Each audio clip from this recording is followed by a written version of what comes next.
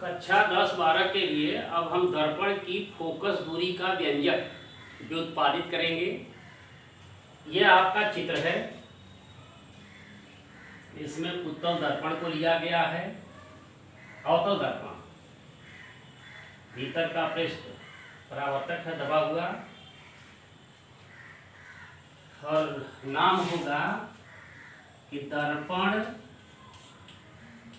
के लिए U, V और F में संबंध नियम पर चलेंगे। यहां पर वस्तु रखी है, तो वस्तु से ध्रुव के बीच की दूरी हो गई U। इससे एक किरण, प्रकाश किरण मुख्य अक्ष के समानांतर जाती है और दर्पण से परावर्तन के पश्चात नियम के अनुसार फोकस से होकर परावर्तित हो जाती है। दूसरी किरण लेते हैं जो कि वक्रता केंद्र से होकर जाती है और उसी मार्ग से वापस लौट आती है। दोनों प्रकाश किरणों का कटान बिंदु प्राप्त होता है B'। तो यहाँ पर प्रतिबिंब बनता है A', B'। तो प्रतिबिंब से ध्रुव के बीच की दूरी V फोकस से होकर जाती है, फोकल पॉइंट का, और ध्रुव से बीच की दूरी हो गई स्मॉल f, और वक्रता केंद्र से ध्रुव के बीच की दूरी हो गई वक्रता त्रिज्या कैपिटल R। अब इसमें हम चलते हैं तो एक त्रिभुज बन रहा है F। ये वाली त्रिभुज है ABC, त्रिभुज ABC, और दूसरा त्रिभुज है ये CA', B', समरूप त्रिभुज है। इसलिए AB बटे A', B',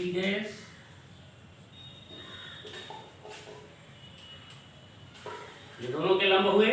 आधार AC और इसका हो गया CA'। पहला समीकरण। अब दूसरी त्रिभुज, एक त्रिभुज इधर वाला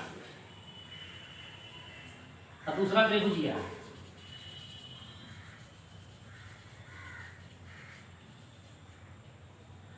ये दोनों समरूप हैं। त्रिभुज A', B', F, त्रिभुज A', B', F एंड त्रिभुज FND समरूप त्रिभुज हैं। इसलिए इसका लंब हो गया DN बटे A', B' बराबर इसकी दूरी हो गई FN बटे FA'। यही होगा। लेकिन अब इसमें ध्यान दिया जाए कि यह जब समानांतर प्रकाश की किरणें हैं मुख्य अक्ष के, तो यह दूरी इस दूरी के बराबर होगी, क्योंकि मुख्य अक्ष पर यह समानांतर प्रकाश किरण जा रही है। इसलिए यह दूरी DN बराबर होगा AB। दिखाएंगे DN is equal to AB। तो DN के स्थान पर हम AB लिखेंगे, तो क्या लिखेंगे इसे? AB divided by A', B' is equal to FN divided by FA'। ये दूसरा इक्वेशन। अब पहले और दूसरे में देखा जाए, बायां पक्ष दोनों का बराबर है, इसलिए दायां पक्ष भी आपस में बराबर होगा। यानी लिख सकते हैं कि AC by CA' is equal to FN divided by FA'। Clear है? इसे हम तीसरा नंबर डाल दिए। अब इसमें आते हैं ऊपर।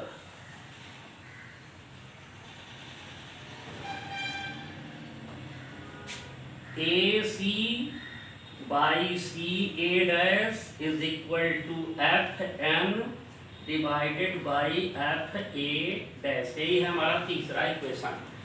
अब इसमें एक चीज हम देख रहे हैं वही ऑप्शन चलेगा, क्योंकि हम प्रतिबिंब बनाने में बहुत ही छोटे द्वारक का दर्पण या लेंस इस्तेमाल करते हैं। अगर इसका द्वारक घटता चला जाए तो Fn बराबर, ये डी बिंदु आ जाएगा पी पर, डी बिंदु आ जाएगी पी पर, यानी Fn बढ़ेगा, Fn बराबर हो जाएगा Fp, यानी Fn is equal to Fp।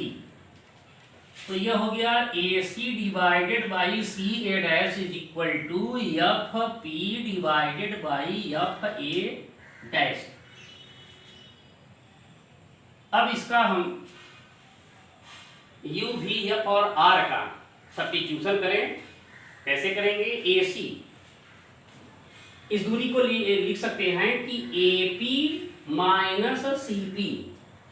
AC को लिखा जा सकता है AP माइनस CP। इस दूरी में से इस दूरी को घटा देंगे तो यही दूरी प्राप्त होगी।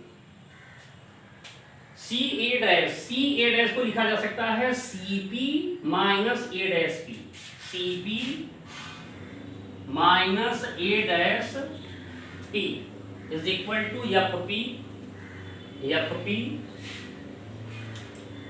डिवाइडेड बाई Fa डैश, इसे लिख सकते हैं A dash P minus Fp minus Fp। अब सभी की वैल्यू लिख दिया जाए। AP यहां से यहां तक की दूरी है। अच्छा, सभी दूरियां मुख्य अक्ष के मूल बिंदु से बाईं ओर, तो सभी ऋणात्मक होंगी।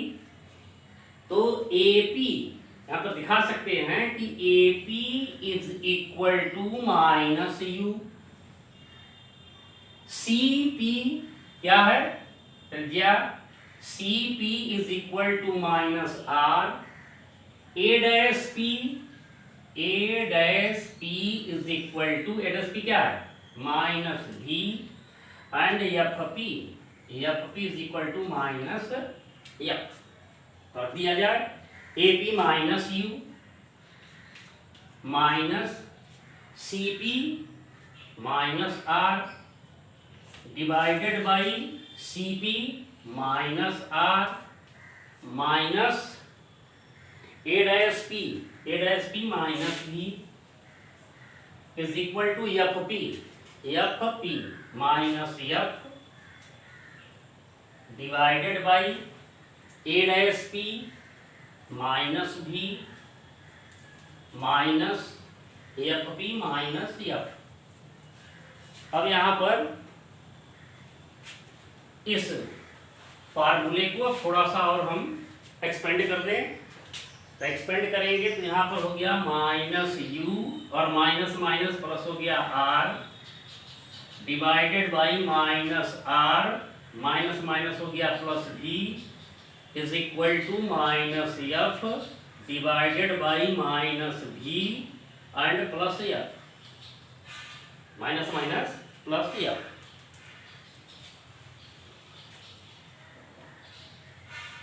क्रॉस मल्टीप्लिकेशन करें माइनस का, तो minus minus plus UV minus VR, इसका करेंगे minus UF and plus FR is equal to minus minus plus FR और माइनस FV।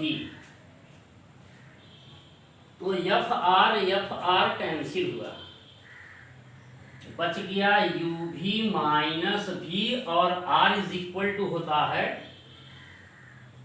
अभी निकाले हैं 2F माइनस UF और इधर हो गया माइनस FV। तो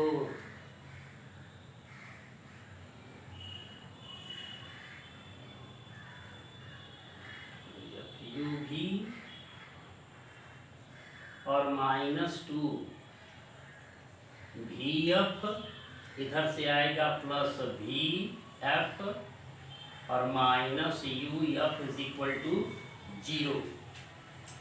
अब यहाँ पर 2VF में से VF एक घटा तो UV और minus VF minus UF is equal to 0।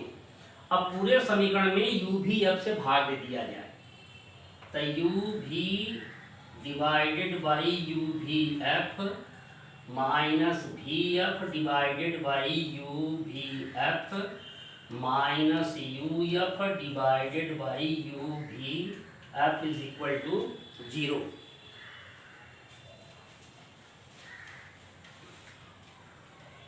तो यहाँ पर UV से UV कैंसिल हुआ, V से F से कैंसिल हो गया, U से F से कैंसिल हुआ, बचा क्या है यहाँ V कैंसिल हो चुका है, 1/F